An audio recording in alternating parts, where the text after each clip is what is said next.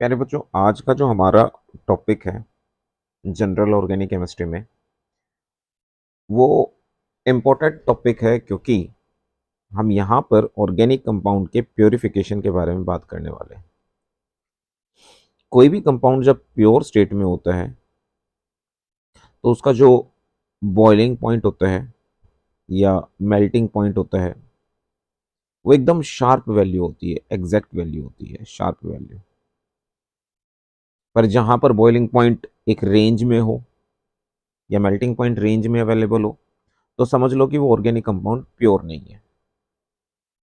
तो हम organic compound को प्योर कैसे कर सकते हैं? इसके लिए हम 5 टेक्निक यूज करते हैं। Number 1 sublimation, 2 crystallization, 3 distillation, 4th differential extraction और फिर आता है लास्ट में chromatography. Paper point of view से डिस्टिलेशन और क्रोमेटोग्राफी बहुत इंपॉर्टेंट है, पर हमें पांचों मेथड पढ़ने हैं, वन बाय वन करके समझते हैं। सबसे सबसे पहला मेथड है सब्लिमेशन। इस टेक्निक का इस्तेमाल ही हम नेचर पर, देखो ये जो पांचों टेक्निक यूज की गई है, ये ऐसा नहीं है कि एक ही तरीके के ऑर्गेनिक कंपाउंड को हम इन पांचों टेक्निक से प्योरीफाई कर सकते हैं, नहीं। वो डिपेंड करता है कि हमारे पास ऑर्गेनिक कंपाउंड की नेचर कैसी है, प्लस में जो इम्प्योरिटी है उनकी नेचर कैसी है। इम्प्योरिटी और ऑर्गेनिक कंपाउंड, इन दोनों की आपस में नेचर कैसी है, इनकी नेचर के बिहाफ पर हम डिसाइड करते हैं कि कौन सा मेथड हम यूटिलाइज करेंगे। जैसे सब्लिमेशन हम कब यूज करते हैं? जब हमारा एक सब्सटेंस जो है वो सब्लिमेबल हो और दूसरा सब्सटेंस नॉन सब्लिमेबल हो। मतलब क्या है सर? मतलब बहुत सिंपल सा है कि एक कंपाउंड जो डायरेक्ट सॉलिड से गैसियस स्टेट में कन्वर्ट हो जाए, एक वो कंपाउंड जो डायरेक्ट सॉलिड से गैसियस स्टेट में कन्वर्ट ना होता हो, है ना। जैसे हमारे पास यहाँ पर मिक्सचर है अमोनियम क्लोराइड का और सॉल्ट का। मैंने यहाँ पर हीट करना शुरू किया तो होगा क्या? जो अमोनियम क्लोराइड है ना बेटा, वो डायरेक्ट सॉलिड से कौन सी स्टेट में कन्वर्ट होता है? गैसियस स्टेट में। और यहाँ पर आकर जब वो डिपॉजिट होगा ना, तो डिपॉजिट कौन सी स्टेट में होगा? लिक्विड में तो होगा नहीं, वापस सॉलिड स्टेट में डिपॉजिट हो जाएगा। जबकि सॉल्ट जो है वो यहीं की यहीं रह जाएगा। सॉलिडिफाइड अमोनियम क्लोराइड मिल गया और जो इंप्योरिटीज थी वो नीचे चाइना डिश पे ही रहेगी एज इट इज। तो ये फनल है हमारे पास, फनल को मैंने अपोज उल्टा करके रख दिया, ठीक है। यहाँ पे कॉटन प्लग लगा दिया ताकि अमोनियम क्लोराइड जो गैसियस स्टेट में है वो बाहर ना निकल जाए। क्लियर? तो सब्लिमेशन टेक्निक कब यूज करेंगे? जब हमें सब्लिमेबल सब्सटेंस यानी कि जो सॉलिड से लिक्विड स्टेट में कन्वर्ट हो जाए, उसका हम सेपरेट करते हैं नॉन सब्लिमेबल सब्सटेंस से। डन। अब यहां पर अगला जो मेथड है हमारे पास वो है क्रिस्टलाइजेशन। क्रिस्टलाइजेशन क्या प्रोसेस है? क्रिस्टलाइजेशन प्रोसेस को भी हम यूज करते हैं सॉलिड ऑर्गेनिक कंपाउंड को प्योरीफाई करने के लिए। Solid organic compound. अब इसके पीछे टेक्निक क्या है, प्रिंसिपल क्या है? ये टेक्निक बेस्ड है difference in the solubility of the compound and the impurity in a suitable solvent. एक सुटेबल सॉल्वेंट हम लेते हैं, उस सुटेबल सॉल्वेंट के अंदर हम ऑर्गेनिक कंपाउंड प्लस में इंप्योरिटीज जो मिक्सचर होता है उसको मिक्स कर देते हैं। ऑर्गेनिक कंपाउंड ज्यादा सोल्युबल होता है, वो डिजोल्व हो जाता है। इंप्योरिटीज जो डिजोल्व नहीं हो पाती वो नीचे डिपोजिट हो जाती है, कुछ डिजोल्व हो जाती है। फिर हम क्या करते हैं, इस ऑर्गेनिक कंपाउंड को जो कि हमारे पास अनसेचुरेटेड फॉर्म में है सॉल्यूशन में, उसको हम सेचुरेटेड कंडीशन तक लेकर जाते हैं, कंसंट्रेट करते रहते हैं, यानी कि उसके अंदर और ऑर्गेनिक कंपाउंड और जो इम्प्योरिटी का मिक्सचर है वो डालते रहते हैं। हमारे पास सेचुरेटेड सॉल्यूशन बन जाता है। इस सेचुरेटेड सॉल्यूशन में अब क्या है कि अब और फालतू सोल्यूट यानी कि ये जो ऑर्गेनिक कंपाउंड या इम्प्योरिटी मिक्स नहीं हो सकते। लेकिन जैसे मैं इसको कूलिंग पे लेकर जाऊंगा, यानी कि इस सेचुरेटेड सॉल्यूशन को का टेम्परेचर कम करूंगा, तो होगा क्या? इन मॉलिक्यूल्स के बीच का जो गैप है वो कम होने लगेगा और जो सॉल्वेंट के मॉलिक्यूल है वो और ज्यादा क्लोज आने शुरू हो जाएंगे, जिससे जो सॉलिड पार्टिकल है, जो प्योर ऑर्गेनिक कंपाउंड है, वो सॉलिड स्टेट में बाहर निकलने लगेगा और उसके क्रिस्टल्स बनने शुरू हो जाएंगे। बेटा जो कैंडी बनती है ना, शुगर शुगर कैंडी जो बनती है वो भी इसी तरीके से ही बनती है, ठीक है। मिश्री मिश्री भी इसी तरीके से बनती है। तो वहां पर हम सैचुरेटेड सॉल्यूशन बना लेते हैं, फिर उसको ठंडा करना शुरू करते हैं, तो हमारे पास ऑर्गेनिक कंपाउंड के क्रिस्टल्स बनने शुरू हो जाते हैं, इंप्योरिटीज नीचे रह जाती है। क्लियर। इंप्योरिटीज को निकालने के लिए हमारे पास एक और टेक्निक होती है, हम यूज करते हैं एडजॉर्बेंट। अब सर ये एडजॉर्बेंट क्या चीज है? देखो अभी तुम मेरे से ये कंटेंट पढ़ रहे हो ना, तो ये अभी दिमाग के बिल्कुल ऊपर ही ऊपर रहेगा, आप इसे एकदम एब्जॉर्ब नहीं कर लोगे, ये आपके दिमाग के ऊपर एडजॉर्ब रहेगा, यानी कि सरफेस के ऊपर ही रहेगा। कोई चीज जब सरफेस पर ही डिपॉजिट हो जाती है, किसी भी सॉल्वेंट के या किसी भी कंपाउंड के सिर्फ सरफेस पर डिपॉजिट हो जाती है, तो उसे हम एडजॉर्प्शन प्रोसेस कहते हैं। और जिस सब्सटेंस के ऊपर वो एड्सॉर्ब होती है, इकट्ठा होती है, उसे एड्सॉर्बेंट कहते हैं। तो ये एड्सॉर्बेंट बेसिकली क्या करता है, इंप्योरिटीज को अपने सरफेस के ऊपर डिपॉजिट करवा लेता है, एब्सॉर्ब नहीं करता। एब्सॉर्ब टर्म बिल्कुल अलग है। एब्सॉर्ब का मतलब जब वो मोलिक्यूल उस पर्टिकुलर सब्सटेंस के अंदर डिपॉजिट होना शुरू हो जाए, दैट इज कॉल्ड एब्जॉर्प्शन। यानी कि इसी वीडियो को जब तुम 2-3 बार देखोगे तो कंटेंट तुम्हारा एब्सॉर्ब हो जाएगा, तुम उसे प्रॉपरली समझ जाओगे, पहली बार में नहीं आता समझ में। दूसरा पॉइंट क्या है, अगर मान लो ऑर्गेनिक कंपाउंड और इंप्योरिटीज दोनों ही सिमिलर सोल्युबिलिटी की है, तो हमें ये प्रोसेस बार बार रिपीट करनी पड़ती है। रिपीटेड क्रिस्टलाइजेशन हमें अप्लाई करना पड़ता है, बार बार प्रोसेस अप्लाई करते हैं। अच्छा एक बात सुनना, यहाँ पे क्रिस्टल्स बन गए ना, इन क्रिस्टल्स को हम बाहर निकाल लेते हैं, तो ऐसा तो है नहीं कि पूरा ऑर्गेनिक कंपाउंड का क्रिस्टल बन गया होगा। यहाँ पर कुछ क्वांटिटी में अभी भी ऑर्गेनिक कंपाउंड है और इंप्योरिटीज है, और सॉल्यूशन तो है ही। इस रिमेनिंग सॉल्यूशन को हम एक नाम देते हैं मदर लिकर, यानी कि इसके अंदर क्या है, इंप्योरिटीज है और स्मॉल क्वांटिटी में अभी भी ऑर्गेनिक कंपाउंड प्रेजेंट है। इसी मदर लिकर को फर्दर सैचुरेट करके हम जो बाकी बचा हुआ ऑर्गेनिक कंपाउंड होता है उसको भी क्रिस्टलाइज कर लेते हैं। सर ये बात तो ठीक है, पर पेपर में सवाल कैसा आएगा? पहला सवाल तो यही आएगा कि क्रिस्टलाइजेशन प्रोसेस हम किस तरीके के कंपाउंड को सेपरेट करने के लिए इस्तेमाल करते हैं, तो सॉलिड कंपाउंड में इस्तेमाल। क्रिस्टलाइजेशन कौन से प्रिंसिपल के ऊपर बेस्ड है? Difference in the solubilities of the compound and the impurities in a given solvent. एक सॉल्वेंट के अंदर इंप्योरिटीज की सोलिबिलिटी अलग होगी और गिवन कंपाउंड की सोलिबिलिटी अलग होगी। सोल्यूबिलिटी का मतलब क्या है? सोल्यूबल होने की एबिलिटी, कौन कितना डिसॉल्व हो सकता है, that is called solubility, soluble होने की एबिलिटी। ठीक है। नाउ अगली जो चीज पूछी जा सकती है वो ये कि बताइए रिपीटेड क्रिस्टलाइजेशन आप कब अप्लाई करेंगे? रिपीटेड क्रिस्टलाइजेशन अप्लाई होता है जब ऑर्गेनिक कंपाउंड और इंप्योरिटीज की सोलिबिलिटी में डिफरेंस बहुत कम हो, दोनों की सोलिबिलिटी लगभग लगभग एक जैसी हो। ठीक है। अगला सवाल आ सकता है कि मदर लिकर क्या होता है? क्रिस्टल्स को निकालने के बाद जो हमारे पास सॉल्यूशन बच जाता है जिसमें इंप्योरिटीज और स्मॉल क्वांटिटी में ऑर्गेनिक कंपाउंड होता है, उसे हम मदर लिकर कहते हैं। दूसरा, ये तो टर्म बहुत कम चांसेस हैं जो आपसे पूछी भी जाए कि एडजॉर्प्शन क्या है। When the molecule get deposited only at the surface, that is called adsorption. When these molecule enter into the bulk of the body of the substance, then it becomes absorption.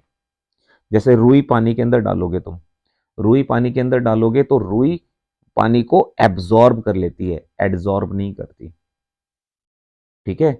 ऐसे ही बेटा तुम क्या करो, blue ink लो और blue ink के अंदर चौक को डाल दो, चौक जो होता है ना बोर्ड पे लिखने के लिए काम आता है, उसको डालो, सीधा सीधा रख दो। तो आप क्या देखोगे, उस थोड़ी देर के बाद जैसे उस चौक को तोड़ोगे ना, वाटर मॉलिक्यूल तो बिल्कुल अंदर तक जा चुके होंगे, लेकिन जो इंक है ना वो सिर्फ और सिर्फ उसके सरफेस के चारों तरफ डिपॉजिट हुई हो रखी होगी। तो इंक क्या हुई है, एडजॉर्ब, और वाटर क्या हुआ है, एब्जॉर्ब। तो प्लीज समझना। चलिए ये दोनों प्रोसेस तो क्लियर हो गई। अब हम अगली प्रोसेस की तरफ बढ़ते हैं। अगली प्रोसेस बहुत इंपॉर्टेंट है, दैट इज कॉल्ड डिस्टिलेशन। क्यों इंपॉर्टेंट है सर? क्योंकि पेपर में क्वेश्चंस आते हैं यहां से और हमें समझना भी बहुत ज्यादा जरूरी है। डिस्टिलेशन है क्या, पहले तो ये समझो। डिस्टिलेशन कंडेंसेशन और इवापोरेशन का कॉम्बिनेशन है, जहां पर इवापोरेशन और कंडेंसेशन दोनों चीजें होती हो। सर इवापोरेशन का मतलब क्या है? भाई इवापोरेशन का मतलब है जहां पर हमारे पास जो लिक्विड सब्सटेंस है वो किस में कन्वर्ट हो जाए, गैसियस में। और कंडेंसेशन क्या है, जहां पर गैसियस सब्सटेंस किस में कन्वर्ट हो जाए, लिक्विड में। यहां पर Lg, यहां पे Gl, दोनों प्रोसेस साथ साथ होती हैं। क्लियर। तो डिस्टिलेशन के अंदर कंडेंसेशन इवापोरेशन दोनों होगा। Water cycle is an perfect example of distillation. हम वहां पर वाटर को डिस्टिल ही तो करते हैं, नेचर वाटर को डिस्टिल करके देती है हमें। हम क्या करते हैं, जो सी वाटर है, सी वाटर में से वाटर तो इवापोरेट हो जाता है, नमक तो इवापोरेट होता नहीं है। अच्छा, जो इवापोरेट नहीं होता है, जो इवापोरेट नहीं होता है उस सब्सटेंस को हम कहते हैं नॉन वोलेटाइल, यानी कि जो वेपर ना बनाए। जैसे नमक की वेपर नहीं बनती, लेकिन जो वेपर में कन्वर्ट हो जाए, जो गैसियस स्टेट में कन्वर्ट हो जाए, उसे हम वोलेटाइल कंपाउंड कहते हैं। ये दोनों टर्म समझना। वोलेटाइल मतलब जो हवा में उड़ सके, जो वेपर बना सके। नॉन वोलेटाइल जो वेपर ना बनाए। क्लियर? ठीक है। तो इवापोरेशन और कंडेंसेशन दोनों के कॉम्बिनेशन को हम डिस्टिलेशन कहते हैं। सर वाटर साइकिल के बारे में बता रहे थे, तो जो मिनरल्स वगैरह हैं वो तो नॉन वोलेटाइल है, वो नीचे रह जाएंगे, वाटर इवापोरेट होकर ऊपर जाता है, तो उस टाइम पर वाटर ऊपर जाकर वेपर्स की फॉर्म में ऊपर जाकर कंडेंस होना शुरू हो जाता है, इकट्ठे हो जाते हैं सारे वो वेपर्स क्लाउड की फॉर्म में। और वही जब कंडेंस होकर वापस नीचे गिरना शुरू होता है तो डिस्टिल वाटर गिरता है बेटा। वो बात अलग है। वही वाटर जो है जब एटमॉस्फेयर एटमॉस्फेरिक लोअर रीजन में आता है या पहाड़ों पर गिरता है, तो वहां पर मिनरल मिक्स हो जाते हैं उस पानी पानी के अंदर, और उसे हम मिनरल वाटर कहना शुरू कर देते हैं। अदरवाइज वो डिस्टिल वाटर होता है। ठीक है। अब आगे देखो, इस डिस्टिलेशन टेक्निक का हम यूज कहां करते हैं। इस डिस्टिलेशन टेक्निक का यूज किया जाता है जब हम नॉन वोलेटाइल वोलेटाइल कंपाउंड को नॉन वोलेटाइल इंप्योरिटीज से सेपरेट कर रहे हो। ठीक है। जैसे मान लो पानी के अंदर तुमने नमक मिक्स कर दिया, अब तुम चाहते हो कि भी पानी तो हमें प्योरीफाइड फॉर्म में मिल जाए, नमक अलग रह जाए। तो पानी वोलेटाइल है, उसकी वेपर्स बन जाएंगी, नमक की वेपर बनेंगी नहीं, वो नीचे डिपोजिट होकर रह जाएंगी। ये सिंपल डिस्टिलेशन की एक प्रोसेस है। ठीक है। या इसी टेक्निक को हम कहां पर यूज करते हैं, जहां पर उन लिक्विड को सेपरेट कर रहे हो जहां पर बॉइलिंग पॉइंट में डिफरेंस बहुत ज्यादा हो, सफिशिएंट डिफरेंस हो बॉइलिंग पॉइंट में। सर यहां पर क्या आप हमें बॉइलिंग पॉइंट के बारे में बता सकते हो? बिल्कुल बताएंगे बेटा, बॉइलिंग पॉइंट के बारे में बताएंगे, एक एक पॉइंट क्लियर करेंगे, ध्यान से पढ़ते जाओ। बॉइलिंग पॉइंट के बारे में अभी के लिए मैं तुम्हें बस इतना बताना चाहूंगा कि बॉइलिंग पॉइंट वो टेम्परेचर होता है, बॉइलिंग पॉइंट वो टेम्परेचर होता है बेटा जहां पर vapour pressure of the liquid और जो एटमॉस्फेरिक प्रेशर है वो दोनों बराबर हो जाए। लिक्विड का वेपर प्रेशर और एटमॉस्फेरिक प्रेशर जहां इक्वल हो जाएगा उसे हम क्या कहेंगे? बॉइलिंग पॉइंट कहेंगे। डन। उस टेम्परेचर को बॉइलिंग पॉइंट कहेंगे। हमारे पास डिस्टिलेशन चार तरीके का होता है। Simple distillation, fractional distillation, distillation under reduce pressure और स्टीम डिस्टिलेशन। चार तरीके का डिस्टिलेशन टोटल होता है। एक एक करके समझेंगे और कॉन्सेप्ट क्लियर हो जाएगा। सबसे पहले सिंपल डिस्टिलेशन। सिंपल डिस्टिलेशन हम अप्लाई करते हैं इन दोनों मेथड के लिए, बेसिकली इन दोनों प्रोसेस के लिए, वोलेटाइल को नॉन वोलेटाइल से सेपरेट करना हो और जहां पर बॉइलिंग पॉइंट में डिफरेंस ज्यादा हो। तो होगा क्या, यहां पर हम इस सिंपल डिस्टिलेशन को यूज करते हैं। जैसे मान लो यहां पर हमारे पास दो कंपाउंड है, एक ए और एक बी। बी का बॉइलिंग पॉइंट जो है वो है 100 डिग्री सेल्सियस और जो ए है इसका बॉइलिंग पॉइंट है 180 डिग्री सेल्सियस। अब मैं दोनों को हीट करना शुरू करूंगा। मान लो मेरा टेम्परेचर जो है वो 100 डिग्री सेल्सियस पर पहुंच गया। ये थर्मोमीटर लगा हुआ है, यहाँ पर टेम्परेचर 100 डिग्री सेल्सियस पहुंच गया। किसकी वेपर बननी शुरू हो जाएंगी? बी की। तो बी की वेपर यहाँ पर आएंगी, बी की वेपर यहाँ पर आएंगी और वो वेपर फिर इधर आएंगी नीचे की तरफ। जैसे इधर नीचे की तरफ आएंगी हम यहाँ पर कंडेंसर लगा के रखते हैं। एक ट्यूब होती है, ग्लास ट्यूब। ठीक है। ऐसे इस ग्लास ट्यूब के अंदर हम यहाँ से वाटर इनलेट करते हैं और यहाँ से वाटर आउटलेट हो जाता है। यहाँ से ठंडा पानी भेजते हैं। तो यहाँ का टेम्परेचर क्या होता है? कम। तो जो ये गैसियस सब्सटेंस यहाँ पर जो बी की वेपर आ रही थी, वो बी की वेपर यहाँ पर वापस कौन सी स्टेट में कन्वर्ट हो जाएगी बेटा? लिक्विड स्टेट में। और यही लिक्विड फिर हम यहाँ पर अलग से सेपरेट कर लेंगे। तो यहाँ पर आपको किस कंपाउंड का लिक्विड स्टेट देखने को मिलेगा? बी कंपाउंड का। ए कंपाउंड अभी भी यहीं पर है क्योंकि इसका बॉइलिंग पॉइंट हमने माना था 180 डिग्री सेल्सियस। बॉइलिंग पॉइंट में डिफरेंस भी है, तो ए की वेपर बाद में बनेगी, बी की वेपर पहले बनेगी। अब सर क्या करने वाले हैं? बी को अलग से सेपरेट कर लिया कॉनिकल फ्लास्क में, जब बी की वेपर कंप्लीट हो जाएगी, जैसे ही टेम्परेचर 180 डिग्री सेल्सियस के आसपास पहुंचेगा, मैं क्या करूंगा, इस बीकर को हटा दूंगा, नया बीकर लगाऊंगा और उसमें फिर ए की वेपर आएंगी। कुछ बच्चे ये भी कहते हैं सर ए को सेपरेट करने की जरूरत ही क्या हुई, जब बी निकल गया तो यहाँ तो सिर्फ ए ही रह जाएगा। नहीं बेटा, हो सकता है कुछ और इंप्योरिटीज यहाँ पर हो, कुछ नॉन वोलेटाइल इंप्योरिटीज हो, उनको भी सेपरेट करना हो तो ए की भी हम अलग से वेपर बनाएंगे और उसको सेपरेट कर लेंगे। तो इस टेक्निक के अंदर देखो, सबसे पहले हमने क्या लिया, राउंड बॉटम फ्लास्क लिया, यहां पर हमने मिक्सचर ले लिया ए और बी का, फिर हमने थर्मोमीटर कनेक्ट किया ताकि हम टेम्परेचर मेजर कर सके, फिर यहां पर हमारे पास एक कंडेंसर लगा हुआ है जो वेपर को कंडेंस करके वापस लिक्विड स्टेट में कन्वर्ट करता है, और वही लिक्विड फिर हम अलग से सेपरेट कर लेते हैं। तो ये हो गया हमारा सिंपल डिस्टिलेशन। अब यहां पर क्वेश्चन किस तरीके से बनता है कि सिंपल डिस्टिलेशन कब अप्लाई होगा। सिंपल डिस्टिलेशन आप अप्लाई करोगे कौन सी टेक्निक में, कौन सी केस में, जब बॉइलिंग पॉइंट में डिफरेंस क्या हो, सफिशिएंट डिफरेंस हो। दूसरा, किसकी वेपर पहले बनकर आएगी, ऑब्वियसली जिसका बॉइलिंग पॉइंट कम होगा उसकी वेपर पहले बनेगी, जिसका बॉइलिंग पॉइंट ज्यादा होगा उसकी वेपर बाद में बनेगी। सर ऐसा क्यों है, इसके पीछे भी लॉजिक है बेटा, और बहुत ध्यान से समझ लेना, ये रिलेशनशिप याद रखना। Boiling point is inversely proportional to vapour pressure. Sir ये बात थोड़ा समझा दो, लो भाई समझा देते हैं। देखो इधर,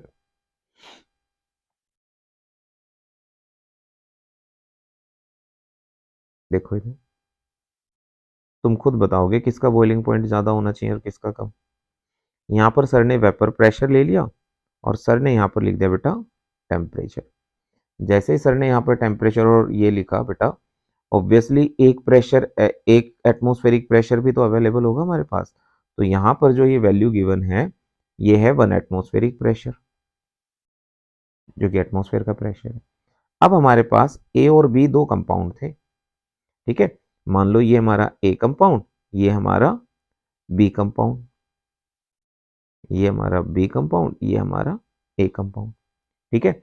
अब बी का वेपर प्रेशर क्या है, ये है वीबी, ये ए का प्रेशर है वी ए। बताना बेटा किसका वेपर प्रेशर ज्यादा है, वीबी का प्रेशर ज्यादा है सर वी ए से। डन। अब हम क्या करेंगे, इसको हीट करना शुरू करेंगे, कंपाउंड को हीट करना शुरू करेंगे। जैसे ही कंपाउंड को हीट करेंगे, हीट करेंगे, हीट करेंगे, यहाँ पर जाकर जो वेपर प्रेशर है एटमॉस्फेयर का और उस लिक्विड का प्रेशर क्या हो गया, इक्वल हो गया सर। जैसे इक्वल होगा बेटा, इसी को हम क्या कहेंगे, बॉइलिंग पॉइंट ऑफ बी।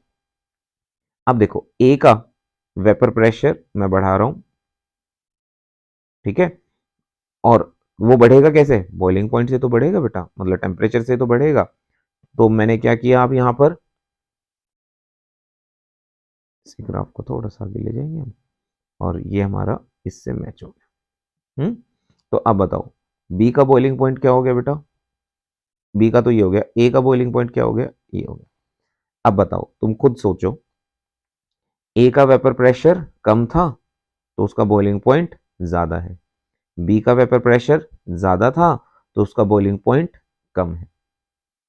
और जिसका वेपर प्रेशर ज्यादा होता है, ये भी याद रखना, जिसका वेपर प्रेशर ज्यादा होता है वो मोर वोलेटाइल होता है, मोर वोलेटाइल। और जिसका वेपर प्रेशर कम होता है बेटा, वो लेस वोलेटाइल होता है। तो बताओ वोलेटाइल नॉन वोलेटाइल भी तो पहचान लोगे। और जिसका वेपर प्रेशर ही जीरो हो, मान लो कोई कंपाउंड है पी और उसका वेपर प्रेशर जीरो दे रखा है, तो उसका वेपर प्रेशर जीरो है, इसका मतलब क्या हुआ बेटा, वेपर प्रेशर जीरो, इसका मतलब क्या हुआ, वो सब्सटेंस कैसा है हमारा, नॉन वोलेटाइल।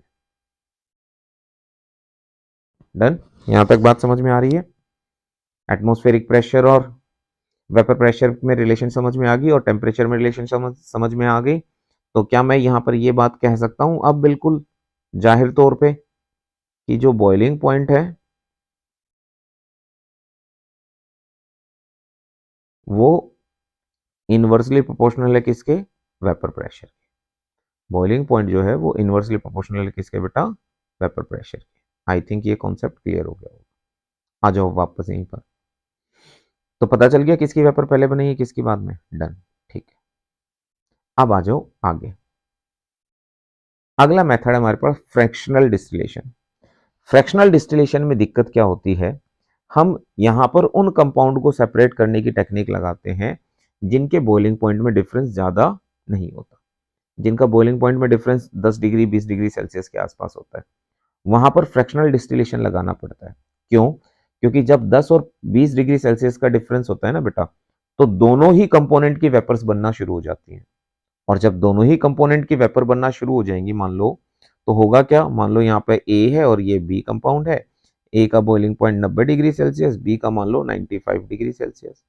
तो जब आप 90 डिग्री सेल्सियस के आसपास आओगे, तो यहाँ पर आपको ए की भी वेपर मिलेंगी, बी की भी मिलेंगी।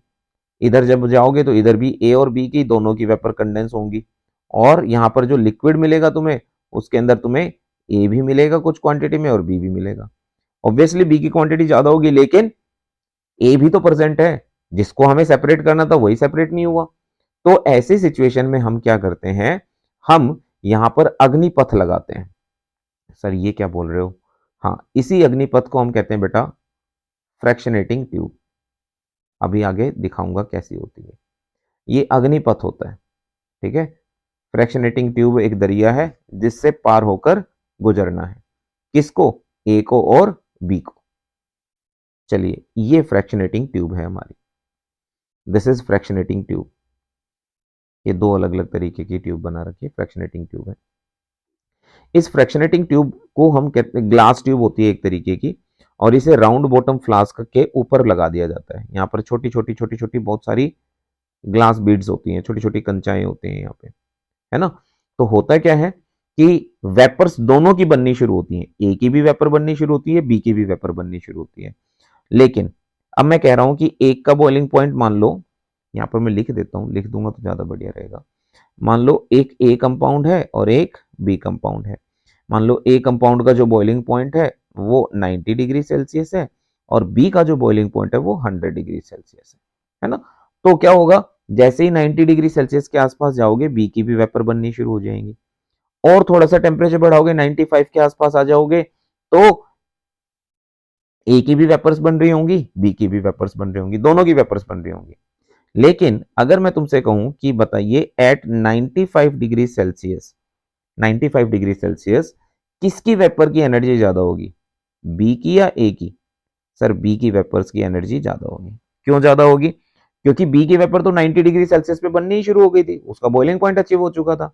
अब हमने टेम्परेचर 5 डिग्री सेल्सियस और बढ़ा दिया, तो उससे क्या होगा, वो एनर्जी बॉइलिंग पॉइंट में तो चेंज नहीं आएगा, लेकिन वो 5 डिग्री सेल्सियस की जो एक्स्ट्रा एनर्जी है, जो लेटेंट हीट ऑफ वेपराइजेशन है, वो अब उन बी के मोलिक्यूल्स के अंदर चली जाएगी, जिससे बी के मोलिक्यूल बहुत ताकतवर हो जाएंगे और भागना शुरू करेंगे।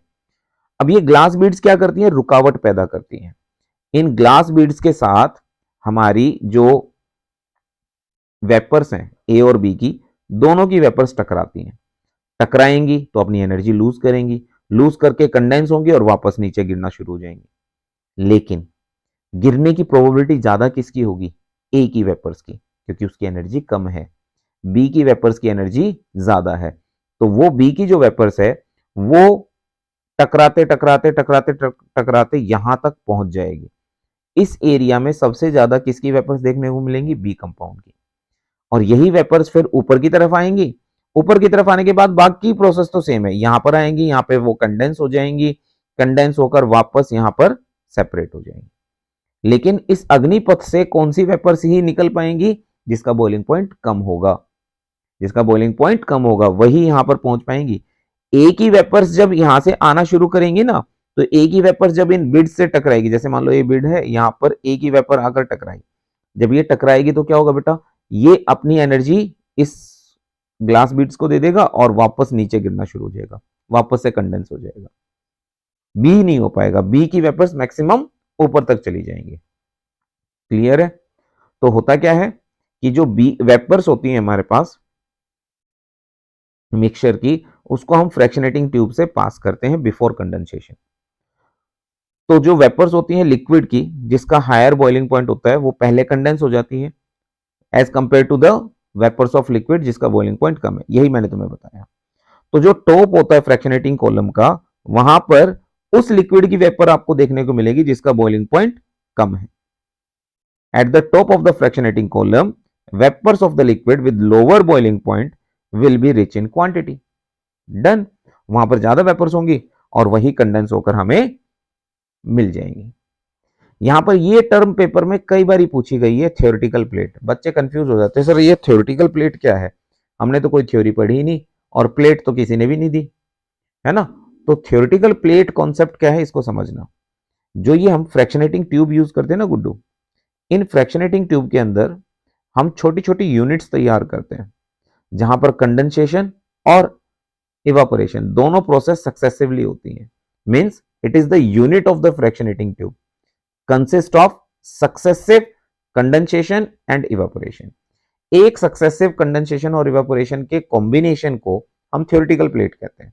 और ये किसकी यूनिट होती है? फ्रैक्शनेटिंग ट्यूब की यूनिट होती है। बेसिकली हमारे पास जो ये जो कॉलम होती है, फ्रैक्शनेटिंग कॉलम जो होती है, इनके अंदर हंड्रेड्स ऑफ प्लेट्स होती हैं ताकि मैक्सिमम टाइम मॉलिक्यूल टकराए और जिस मॉलिक्यूल की वेपर्स कमजोर है वो नीचे ही रह जाए, जिसकी वेपर्स की ताकत ज्यादा है वो अग्निपथ को पार कर ले।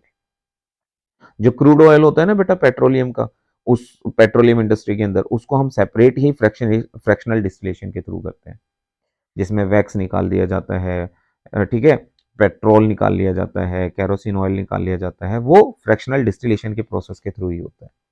तो मेरे ख्याल में फ्रैक्शनल डिस्टिलेशन क्लियर हो गया। सर पेपर में सवाल कैसे आएंगे, हमें तो पेपर से लेना देना है सर, सीधी सी बात है। पहला सवाल पेपर में यही आता है कि थियोरेटिकल प्लेट क्या होता है। दूसरा सवाल आता है फ्रैक्शनल डिस्टिलेशन अप्लाई कब करेंगे, जब बॉइलिंग पॉइंट में डिफरेंस कम हो। फ्रैक्शनेटिंग ट्यूब में सबसे ऊपर कौन से कंपाउंड की वेपर मिलेंगी, जिसका बॉइलिंग पॉइंट कम होगा। ये चीजें हैं बस, बाकी तो डिस्टिलेशन तो हो ही रहा है, डिस्टिलेशन तो हो ही रहा है, वेपर्स बन रही हैं, वेपर्स फिर कंडेंस हो रही हैं। यहां से यहां तक कौन सी प्रोसेस हो रही है बेटा, इवापोरेशन। और इधर से इधर क्या हो रहा है बेटा, कंडेंसेशन। बहुत सिंपल सी बात है, ठीक है। चलो अब आगे बढ़ते हैं। अगला डिस्टिलेशन हमारे पास है डिस्टिलेशन अंडर रिड्यूस प्रेशर। अब हमारे पास क्या होता है बेटा, कुछ कंपाउंड ऐसे होते हैं, ध्यान देना, कुछ कंपाउंड ऐसे होते हैं जिनका बॉइलिंग पॉइंट बहुत हाई होता है, ठीक है। There are compounds, there are compounds which have high boiling point and get decomposed before their boiling point, ठीक है ना। बॉइलिंग पॉइंट अचीव होने से पहले ही वो डिकम्पोज हो जाते हैं। अब ऐसी स्थिति में हम क्या करें, अब मान लो मुझे कंपाउंड चाहिए था एनिलीन, ठीक है, या क्लोरोबेंजीन कंपाउंड चाहिए था मुझे, है। अब ये डिकम्पोज ही हो गया अपने बॉइलिंग पॉइंट तक पहुंचने पहुंचने से पहले पहले ये बेंजीन में कन्वर्ट हो गया और क्लोरीन गैस अलग हो गई। अब ये तो भाई बड़ी दिक्कत वाली बात हो गई, मुझे तो चाहिए था क्लोरोबेंजीन, लेकिन जैसे ही बॉइलिंग पॉइंट के पास पहुंचा, यानी कि इसकी वेपर बनाने की मैंने कोशिश की मैक्सिमम, ये डिकम्पोज ही हो गया। तो अब क्या किया जाए, जैसे मान लो ये डिकम्पोज जो है, ये कंपाउंड मान लो 100 डिग्री सेल्सियस पर बॉयल होता है और यहां पर पहुंचने से पहले ही डिकम्पोज हो गया। अब मैं क्या करूं, मैं ऐसा करूं कि इसके बॉइलिंग पॉइंट को रिड्यूस करके 90 डिग्री सेल्सियस पे लिया।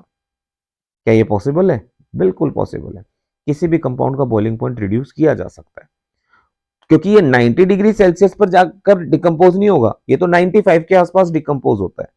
तो हम 90 डिग्री सेल्सियस पर इसको बॉयल करना शुरू करवा देंगे। वो कैसे पॉसिबल है, अभी तुम देखना, तुम जवाब देना, मैं नहीं दूंगा। देखो बेटे, अभी एटमॉस्फेरिक प्रेशर यहां पे कितना था, यहां पे था सर 1 atm। तो बॉइलिंग पॉइंट क्या था बताना, ये टीबी, ये टी है। अगर मैं इस एटमॉस्फेरिक प्रेशर को रिड्यूस कर दूं और रिड्यूस करके इस एटमॉस्फेरिक प्रेशर को मैं यहां ले आऊं, ध्यान से देखना, इस एटमॉस्फेरिक प्रेशर को मैंने रिड्यूस किया और ये एटमॉस्फेरिक प्रेशर बना दिया, ये कर दिया रिड्यूस, एटमॉस्फेरिक प्रेशर कम कर दिया, 1 atm से कम कर दिया प्रेशर। ओहो, तो अब बॉइलिंग पॉइंट क्या हो गया बेटा, तुम बताओ, बॉइलिंग पॉइंट बढ़ेगा या घटेगा। देखो, अब ये वो पॉइंट है ना जहां पर एटमॉस्फेरिक प्रेशर और बी का वेपर प्रेशर मैच कर रहा है। तो नया बॉइलिंग पॉइंट तो ये हो गया जी, बॉइलिंग पॉइंट तो चेंज हो गया। ये ये भी चेंज हो गया, यानी कि दोनों का बॉइलिंग पॉइंट क्या हो गया, रिड्यूस हो गया, कम हो गया बॉइलिंग पॉइंट। पहले टीबी था, अब क्या हो गया, टीबी नोट हो गया, यानी कि बॉइलिंग पॉइंट कम हो गया। एटमॉस्फेरिक प्रेशर रिड्यूस करने से बॉइलिंग पॉइंट कम हो गया, ए का भी और बी का भी। यानी कि अगर मैं एटमॉस्फेरिक प्रेशर को रिड्यूस कर दूं तो वो कंपाउंड जो अपने बॉइलिंग पॉइंट पर जाने से पहले ही डिकम्पोज हो रहे थे, उनको डिकम्पोज होने से बचाया जा सकता है। और फिर सेपरेट तो हम कर ही लेंगे, डिस्टिलेशन तो है ही, इवापोरेशन, कंडेंसेशन। मेन पंगा क्या आ गया कि हमें इनको इनके बॉइलिंग पॉइंट तक बॉइल नहीं करना, हीट नहीं करना, हमें एटमॉस्फेरिक प्रेशर को रिड्यूस करके इनके बॉइलिंग पॉइंट को चेंज कर देना है। इसी टेक्निक का इस्तेमाल किया जाता है डिस्टिलेशन अंडर रिड्यूस प्रेशर। यानी कि डिस्टिलेशन अंडर रिड्यूस प्रेशर हम कब इस्तेमाल करते हैं, this technique is used to purify the liquid which have very high boiling point and which get decomposed at or below their boiling point। तो ऐसे liquid के लिए हम क्या करते हैं, these kind of liquid made to boil, यानी कि इन लिक्विड को बॉयल किया जाता है at a temperature lower than their normal boiling point। कैसे, by reducing the pressure on their surface, pressure को रिड्यूस करके। अब सर प्रेशर को रिड्यूस करने के लिए हम क्या करते हैं, वैक्यूम पंप लगाते हैं, और यहां पर मैनोमीटर है जो हमें बताएगा कि हमें कितना प्रेशर रिड्यूस करना है कितना नहीं। तो वैक्यूम पंप की मदद से अब हमने प्रेशर क्या कर दिया, रिड्यूस कर दिया। प्रेशर रिड्यूस कर दिया, वही चीज यहां पर है, दो कंपाउंड है, ठीक है, या वो कंपाउंड जिसका बॉइलिंग पॉइंट कम है और नीचे इंप्योरिटीज है। तो अब हमने हीट करना शुरू किया। हीट करना शुरू करेंगे तो क्या होगा बेटा, जो कंपाउंड अब 90 डिग्री 100 डिग्री सेल्सियस पर डिकम्पोज हो रहा था, हमने उसको 90 डिग्री सेल्सियस पर बॉयल करना शुरू कर दिया।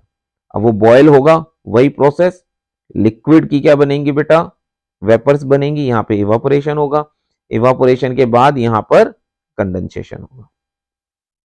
बाकी सेम है, टेक्निक सेम है, टेक्निक में कोई चेंज नहीं है। बस यहां पर हमने क्या किया, यहां पर हमने बॉइलिंग पॉइंट को रिड्यूस कर दिया। Clear, distillation under reduce pressure समझ में आया। अब यहां से क्वेश्चन कैसे आएंगे, पहला क्वेश्चन ये आता है, कौन से लिक्विड को हम प्योरीफाई कर सकते हैं, जिनका बॉइलिंग पॉइंट ज्यादा होता है और जो डिकम्पोज हो जाते हैं, उनको हम डिस्टिलेशन अंडर रिड्यूस प्रेशर से सेपरेट करते हैं या प्योरीफाई करते हैं। अगला है स्टीम डिस्टिलेशन, ये भी मजेदार है। स्टीम डिस्टिलेशन मतलब, देखो कुछ लोगों को गर्म पानी से नहाना अच्छा लगता है, कुछ लोग जो होते हैं वो गर्म भाप से नहाना पसंद करते हैं, यानी कि स्टीम से नहाना पसंद करते हैं। यानी कि स्टीम में तो मिक्स हो जाते हैं, लेकिन वही स्टीम जब लिक्विड फॉर्म में कन्वर्ट होती है तो उसके अंदर मिक्स नहीं होते। स्टीम में मिक्स हो जाते हैं, लिक्विड फॉर्म में मिक्स नहीं होते, लिक्विड फॉर्म में एक सेपरेट लेयर बना लेते हैं। वेपर के साथ तो मिक्स हो गए, लेकिन जब वही वेपर कंडेंस हुई वाटर की तो लिक्विड ने अपनी सेपरेट लेयर बना ली। भाई वेपर में तो मिक्स हो जाऊंगा मैं तुम्हारे साथ, लेकिन अगर तुम लिक्विड स्टेट में कन्वर्ट हो गए तो मिक्स नहीं होगा। तो यहां पर इस टेक्निक का इस्तेमाल ही इसलिए किया जाता है, क्या, this technique is applied to separate दो substance which are steam volatile, यानी कि स्टीम में होंगे तो वेपर्स की फॉर्म में कन्वर्ट हो जाएंगे, स्टीम के साथ तो वेपर्स बनाएंगे, बट जैसे ही वो स्टीम लिक्विड फॉर्म में कन्वर्ट हो जाएगी उसके अंदर इमिसिबल हो जाएंगे। सर नहीं समझ में आया, अब आ जाएगा समझ में। देखो यहां पर ये वाटर की वेपर्स, यहां पर हमारे पास ये वाटर है, वाटर से वेपर बनकर इधर गई, ये आ गई वेपर्स। अब इन वेपर्स के मॉलिक्यूल्स के अंदर जो ये लिक्विड है ना, जो ये लिक्विड सब्सटेंस है, ये मिक्स हो जाता है इन वेपर के अंदर, तभी वोलेटाइल होगा जब यहां पर ये वेपर्स आ जाएंगे। किसकी वेपर्स, इस वाटर की, वाटर की वेपर आई तो वाटर की वेपर के साथ ये मिक्स हो गया, मिक्स होने के बाद ये इधर से बाहर की तरफ निकलेगा और कंडेंस होना शुरू हो जाएगा। यहां पर जब कंडेंस होगा ना, तो ये मान लो ऑर्गेनिक कंपाउंड और प्लस में क्या है बेटा, वाटर, और वाटर अब कौन सी स्टेट में आ गया, लिक्विड। अब ये ऑर्गेनिक कंपाउंड कहता है ना ना ना, अब नहीं होऊंगा मैं तेरे अंदर मिक्स, मैं तो तभी मिक्स हो सकता हूं जब तू कौन सी फॉर्म में हो, स्टीम की फॉर्म हो, यानी कि गैसियस स्टेट में हो। लिक्विड अगर तू बन गया तो तेरी मेरी दोस्ती कैंसिल, 5 रुपए की पेंसिल, तेरी मेरी दोस्ती कैंसिल। तो होगा क्या, ऑर्गेनिक कंपाउंड की लेयर अलग बन जाएगी, ऑर्गेनिक कंपाउंड अलग हो जाएगा, वाटर अलग हो जाएगा, और ये तो अंडरस्टूड है बेटा, ऑर्गेनिक कंपाउंड वाटर के अंदर सोल्यूबल नहीं होते। कोई बहुत कम कंपाउंड होते हैं जो वाटर के अंदर सोल्यूबल होते हैं। Generally organic compound are not soluble in water. क्यों? क्योंकि ऑर्गेनिक कंपाउंड होते हैं पोलर, सॉरी नॉन पोलर, और वाटर जो होता है वो पोलर कंपाउंड होता है। ठीक है, तो ये टेक्निक कब यूज करेंगे? उन सब्सटेंस को सेपरेट करने के लिए जो स्टीम से तो वोलेटाइल नेचर के हों लेकिन वाटर के अंदर इमिसिबल हो। डन? अब समझना मेरी बात को। यहां पर जो ये मिक्सचर अवेलेबल है, यहां पे मिक्सचर में क्या क्या है बताना जरा। यहां पर वाटर है गैसियस फॉर्म में, और साथ में ऑर्गेनिक कंपाउंड है वो भी गैसियस फॉर्म में है।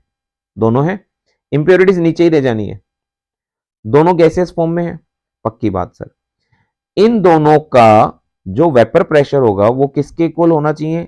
1 एटमॉस्फेरिक प्रेशर के, तभी तो बॉयल होंगे, अदरवाइज तो बॉयल नहीं होंगे। मानते हो कि नहीं मानते हो इस बात में? यानी कि जो भी ऑर्गेनिक कंपाउंड का जो प्रेशर होगा बेटे, उसमें इस स्टीम ने आकर भी कंट्रीब्यूट करना शुरू कर दिया। भाई स्टीम का भी तो कोई ना कोई प्रेशर होगा। मान लो स्टीम का प्रेशर है PH2O, ऑर्गेनिक कंपाउंड का प्रेशर है P ऑफ OC, यानी कि प्रेशर ऑफ ऑर्गेनिक कंपाउंड। तो इन दोनों के प्रेशर को जोड़ो, प्रेशर ऑफ ऑर्गेनिक कंपाउंड किसके इक्वल होगा? 1 atm के इक्वल होगा, तभी ये बॉयल होगा, है ना। अब देखो, अगर ये वाटर वेपर ना होती, मान लो ये वाटर वेपर ना होती, तो जो वाटर वेपर के थ्रू भी प्रेशर एक्सर्ट किया गया है वो भी किसको ही एक्सर्ट करना पड़ता? ऑर्गेनिक कंपाउंड को। लेकिन अब इस ऑर्गेनिक कंपाउंड की मदद करने के लिए कौन है? वाटर की वेपर्स है। तो ये जो ऑर्गेनिक कंपाउंड है ये अपने नॉर्मल बॉइलिंग पॉइंट पे बॉयल नहीं होगा, उससे कम टेम्परेचर पर बॉयल हो जाएगा। क्यों? क्योंकि उसको कुछ एक्स्ट्रा प्रेशर किससे मिल गया? वाटर की वेपर से मिल गया। यही चीज यहां पर समझाई गई है। देखो, स्टीम डिस्टिलेशन के अंदर जो लिक्विड होते हैं ना, जो ये ऑर्गेनिक कंपाउंड है, ये बॉयल होता है when sum of the vapour pressure due to the organic liquid and due to the water becomes equal to the atmospheric pressure. अब ये P1 प्रेशर किसका है? ऑर्गेनिक लिक्विड का।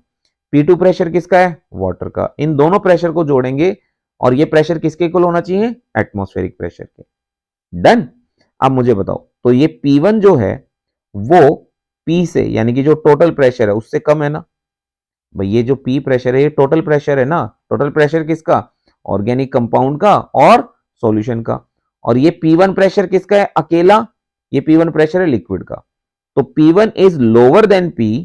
What does it mean? इसका मतलब है कि जो ऑर्गेनिक कंपाउंड है वो अपने बॉइलिंग पॉइंट से कम टेम्परेचर पर बॉयल हो जाएगा, क्योंकि उसके प्रेशर में कंट्रीब्यूट करने के लिए वाटर की वेपर्स भी आ गई हैं। तो अब वो अकेला प्रेशर एक्सर्ट नहीं कर रहा है, उसके साथ वाटर की स्टीम भी प्रेशर एक्सर्ट कर रही है। दोनों का सम अप एटमॉस्फेरिक प्रेशर के इक्वल होगा और बॉयल होना शुरू हो जाएगा। तो यहां पर ये बहुत इंपॉर्टेंट चीज पूछी जाती है कि स्टीम डिस्टिलेशन के अंदर जो ऑर्गेनिक कंपाउंड होता है वो क्या अपने नॉर्मल बॉइलिंग पॉइंट पे बॉयल होता है, या उससे ज्यादा टेम्परेचर पर बॉयल होता है, या उससे कम टेम्परेचर पर बॉयल होता है? तो आप क्या बोलोगे? कि कम टेम्परेचर पर बॉयल होता है। डन? अब देखो टेक्निक समझो दोबारा क्या हुई। यहां पर वाटर की वेपर्स थी, ठीक है, ये वाटर की वेपर्स बनी, इधर आई, इस वाटर की स्टीम के अंदर ये ऑर्गेनिक कंपाउंड डिसॉल्व हुआ, डिसॉल्व होकर दोनों ने स्टीम बनाकर इस साइड आना शुरू हुआ। यहाँ पर कंडेंस होना शुरू हो गया क्योंकि यहाँ से ठंडा पानी जा रहा था और ठंडे पानी ने वेपर को कंडेंस किया। कंडेंस होने के बाद कहानी बदल गई, वाटर अलग लेयर बना रहा है और डिस्टिल लिक्विड अलग लेयर बना रहा है। लेकिन सर अभी भी तो सेपरेट तो हुआ नहीं ना, पानी भी है और लिक्विड भी है। बिल्कुल सही बात पकड़े हैं कि सेपरेट तो हुआ नहीं है। इसी इसी कंपाउंड को, जो ये मिक्सचर हमें मिला है यहाँ पर, जो अलग अलग लेयर में है, जो एक दूसरे के अंदर मिसेबल नहीं है, बेटा इसी को सेपरेट करने के लिए अगला मेथड, जिसका हमने नाम क्या पढ़ा था? डिफरेंशियल एक्सट्रैक्शन, वो यूज होने वाला है, डिफरेंशियल एक्सट्रैक्शन। तो अभी तक हम कितने मेथड पढ़ चुके हैं? अभी तक हम सब्लिमेशन पढ़ चुके हैं, क्रिस्टलाइजेशन पढ़ चुके हैं और डिस्टिलेशन कंप्लीट पढ़ चुके हैं। अब हम पढ़ने जा रहे हैं डिफरेंशियल एक्सट्रैक्शन। ठीक है, तो ध्यान से देखेंगे डिफरेंशियल एक्सट्रैक्शन को। देखो डिफरेंशियल एक्सट्रैक्शन क्या है। डिफरेंशियल एक्सट्रैक्शन के अंदर क्या होता है, हम एक सुटेबल ऑर्गेनिक सॉल्वेंट लेते हैं। यहां पर हमारे पास ऑर्गेनिक कंपाउंड है प्लस में वाटर है। यहाँ पे बेसिकली बेटा धोखाधड़ी होती है, जैसे नेता लोग नहीं होते, एक पार्टी को छोड़कर दूसरी पार्टी में चले जाते हैं, यहाँ पे भी वही काम हो रहा है। ऑर्गेनिक कंपाउंड वाटर के साथ मिक्सअप था ना, यहाँ पे देखो ये मिक्सअप था ना, है ना, दोनों एक साथ थे ना। अब होगा क्या, ये ऑर्गेनिक कंपाउंड इस वाटर का साथ छोड़कर ऑर्गेनिक सॉल्वेंट की तरफ चला जाएगा। क्यों? लाइक डिजॉल्व लाइक, वाटर को छोड़ेगा ऑर्गेनिक सॉल्वेंट में चला जाएगा। कब? जब हम इसको शेक करते हैं। ये एक फनल होती है एक तरीके से, एक्सट्रैक्टिंग फनल कहते हैं। तो इस एक्सट्रैक्टिंग फनल के अंदर हम क्या करते हैं बेटा, ऑर्गेनिक सॉल्वेंट लेते हैं, सुटेबल ऑर्गेनिक सॉल्वेंट, जिसमें ऑर्गेनिक कंपाउंड डिजोल्व हो जाए, वाटर अलग हो जाए। तब हमारे पास क्या आ गया, ऑर्गेनिक सॉल्वेंट प्लस में ऑर्गेनिक कंपाउंड, और इधर आ गया वाटर। अब वाटर को तो सेपरेट कर लेंगे, यहां से फनल को ओपन करते हैं, फनल को ओपन करके पहले वाटर को निकाल लिया जाता है, उसके बाद ऑर्गेनिक सॉल्वेंट और ऑर्गेनिक कंपाउंड को सेपरेट कर लिया जाता है। ठीक है, तो प्लीज ध्यान देना बेटा, इस टेक्निक का यूज कब करते हैं, जब कोई ऑर्गेनिक कंपाउंड एक्वस मीडियम में प्रेजेंट हो, तो हम क्या करते हैं, हम इसको शेक करते हैं लिक्विड को विद एन ऑर्गेनिक सॉल्वेंट, जिसमें वो ऑर्गेनिक कंपाउंड ज्यादा सोल्यूबल हो as compare to the water. तो हम यहां पर लालच पैदा करते हैं ऑर्गेनिक कंपाउंड के मन में कि आजा बेटा तो ऑर्गेनिक सॉल्वेंट के अंदर ज्यादा सोल्यूबल होगा, तो ये टपाक से इधर आ जाता है, यहाँ पे सिर्फ वाटर रह जाता है, ऑर्गेनिक कंपाउंड और ऑर्गेनिक सॉल्वेंट मिक्स हो जाता है। डन। तो बिफोर एक्सट्रैक्शन कुछ इस तरीके से चीज दिखाई देती है, आफ्टर एक्सट्रैक्शन ये कहानी हो जाती है। कब अप्लाई करोगे ये टेक्निक, जब ऑर्गेनिक कंपाउंड कहां पर हो, एक्वस मीडियम में। फिर आप क्या करोगे, एक ऐसा ऑर्गेनिक सॉल्वेंट लोगे जिसमें ये ऑर्गेनिक कंपाउंड ज्यादा सोल्यूबल हो देन वाटर। बस ये डिफरेंशियल एक्सट्रैक्शन हो गया। इस डिफरेंशियल एक्सट्रैक्शन में ध्यान देना, अभी अभी मैंने जो पीछे पढ़ाया था, जो हमारे पास यहां पर मिक्सचर आ गया था, इस मिक्सचर को the organic compound mixed with the organic solvent can be further separated by distillation. अब देखो ये हमारे पास दो चीजें आ गई ना, इनको हम डिस्टिलेशन प्रोसेस के थ्रू सेपरेट कर लेंगे। कंटिन्यूअस एक्सट्रैक्शन को हमें अप्लाई करना पड़ता है जब ऑर्गेनिक कंपाउंड बहुत कम सोल्यूबल हो ऑर्गेनिक सॉल्वेंट के अंदर, ये इंपॉर्टेंट टर्म है। अगर ज्यादा सोल्यूबल है तो पहली बार में ही सारा का सारा ऑर्गेनिक कंपाउंड ऑर्गेनिक सॉल्वेंट के अंदर डिसॉल्व हो जाएगा, लेकिन अगर कम सोल्यूबल है तो इसी एक्सट्रैक्शन प्रोसेस को बार बार रिपीट।